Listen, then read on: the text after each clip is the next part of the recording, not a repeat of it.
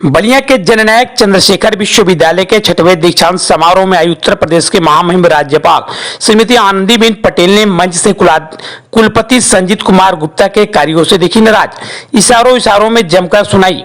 महामहिम राज्यपाल ने मंच से कहा कि मेरे द्वारा हर विश्वविद्यालयों को मैसेज किया गया था कि कौशल विकास पर विशेष ध्यान दिया जाए। प्रधानमंत्री जी के द्वारा कौशल विकास के माध्यम से सभी को आत्मनिर्भर बनाने के लिए 7,50,000 रुपए का बजट बनाया गया है, लेकिन इस विषय पर बलिया यूनिवर्सिटी भी कोई विशेष खाका नहीं बना पाई। इतना ही नहीं, वीसी द्वारा महामहिम के समक्ष विश्वविद्यालय के उत्तरोत्तर विकास के खींचे खाके को व्यक्त करने पर भी नाराजगी व्यक्त करते हुए दिखी महामहिम। इतना ही नहीं, कुलपति के वक्तव्य को प्रवचन बताई, साथ ही कहते हुए देखा गया कि जिन बच्चों में चित्रकला, पेंटिंग, कहानी और कविताएं की प्रतियोगिता आयोजित कराना चाहिए तो बुके लाकर दे दिए। वहीं तो महामहिम की नाराजगी उस समय और देखी गई जब छात्राओं को मेडल दिए गए और खुशियां नहीं दिखी। महामहिम ने छात्रों से पूछा, क्या आप बीमार हो?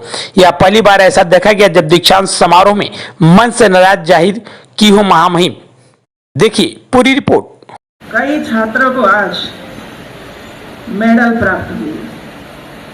मेडल लेने के लिए आते थे तब भी कोई खुशी नहीं दिखाई पड़ रही थी, कोई खुशी नहीं दिखाई। पूछा, क्या बीमार है तू? पूछो, कहाँ बैठी हो? मैंने पूछा कि बीमार है तू?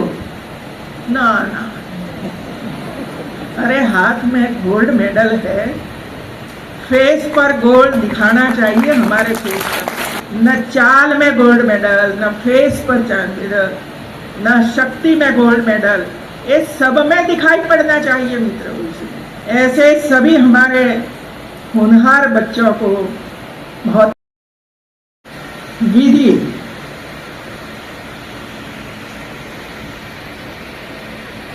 13 करोड़ पीएम उषा से आपको मिला है। मैं अपेक्षा करती हूँ कि आपने 13 करोड़ रुपया का प्लान किया हुआ है और सरकार में आपने भेजा है कि नहीं भेजा है 13 करोड़ का प्लान, क्योंकि आगामी 17 तारीख को मैं जितनी यूनिवर्सिटी को पीएम उषा में से पैसे प्राप्त हुए हैं ये सब लोगों का प्रेजेंटेशन देखने वाली हूँ। ये न हो कि बलिया यूनिवर्सिटी ने अपना प्लान भेजा है, न हो रहा है, क्योंकि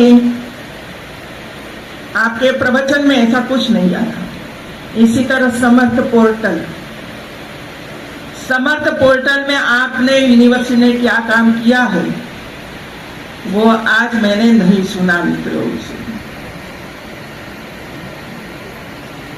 अभी नेक तो बंद हो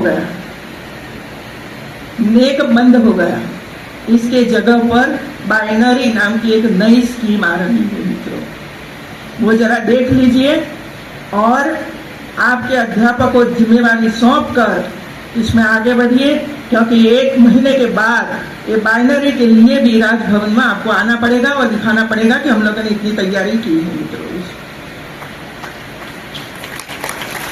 मैं बहुत ध्यान से सुनती थी कुलपति जी का प्रवचन, लेकिन सबसे ज्यादा प्रवचन में आनंदीबेन क्या है, हमारे उपाध्याय जी क्या है, हमारे चौधरी जी क्या कर रहे हैं, वो ही सुनाई पड़ा। लेकिन ये यूनिवर्सिटी ने पिछले 1 साल में क्या काम किया नया, इसमें मैंने कहीं नहीं देखा मित्रों। स्पोर्ट्स की प्रवृत्ति होती है नहीं होती? स्पोर्ट्स की प्रवृत्ति होती है नहीं होती है? जरा हाँ के ना तो बोलिए, होती है? नहीं, धीमा आवाज है इसी वजह से सोचती कि नहीं होती है। इसी तरह सांस्कृतिक प्रवृत्तियां होती है कि नहीं होती है? होती है। क्या काम किए थे आप लोग? क्या सांस्कृतिक प्रवृत्तियां करी?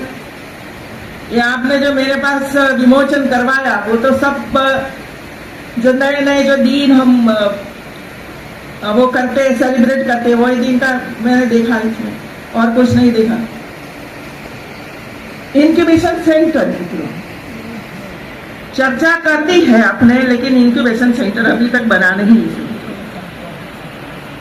कौशल विकास सबसे बहुत ही इंपॉर्टेंट जरूरी है ये एरिया के लिए, कौशल विकास में बच्चों को आगे बढ़ाने के लिए, क्योंकि ये एरिया ऐसा है जो हमारे विद्यार्थियों को हम कौशल विकास में आगे नहीं बढ़ाएंगे, क्योंकि अलग अलग प्रकार का कौशल है सब लोगों में। इसके लिए प्रयास करना पड़ेगा यूनिवर्सिटी में। और ये इस बार हमारे प्रधानमंत्री जी ने कौशल विकास के लिए एक एक स्टूडेंट्स को 7.5 लाख रुपया देने का प्रावधान बजट में किया है। यदि यूनिवर्सिटी ऐसा संकुल ही नहीं बनाएगी कौशल विकास के लिए, तो स्टूडेंट को लाभ कैसे मिलेगा?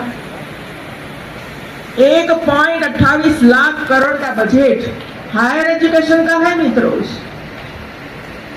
और अलग अलग डिपार्टमेंट का तो अलग अलग बजट है। आपको ये देखना पड़ेगा और प्रोजेक्ट तैयार करना पड़ेगा कि जो प्रोजेक्ट भारत सरकार में जाए और सैंक्शन हो, पैसा मिले, और इसके लिए आप काम करें तो हमारे विद्यार्थियों को इसका लाभ प्राप्त हो। के लिए प्लान बनाइए मित्रों, कंप्यूटर लैब, प्लेसमेंट सेल, अलग अलग प्रकार की लैब विधि शुरू किया है आप लोगों ने। इसमें लैब है, बनी है, बनने जा रही है, क्या है इसका कोई उल्लेख नहीं हुआ।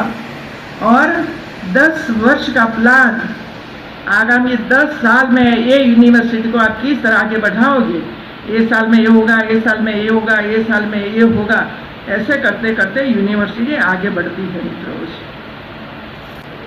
अब इधर हमारे पद्मा सिंह चौधरी जी आए, कितनी अच्छी अच्छी बातें बताई हम लोगों को। मिट्टी के बारे में उन्होंने बात बताई, लेकिन हम बैठे पानी है, कुछ आगे बढ़ते नहीं है। तो जितने भी पद्मश्री कृषि जगत में प्राप्त किया हो, ऐसे कृषि जगत के ऐसे होनहार हमारे संशोधकों, रिसर्चर को इकट्ठा करिए और सजेशन लीजिए उनके पास से कि भाई बताइए कि ये यूनिवर्सिटी और ये एरिया कृषि क्षेत्र में कैसे आगे बढ़ सकता है। उन्होंने ये भी बताया कि पहले ये होता था, हम उसको जीवित कर सकते हैं मित्रों, जीवित कर सकते हैं फिर से, लेकिन इसमें लैब करनी पड़ेगी, आपको कई प्रयास करना पड़ेगा तो ही जीवित होगा, बाकी तो नष्ट हो जाएगा आपका।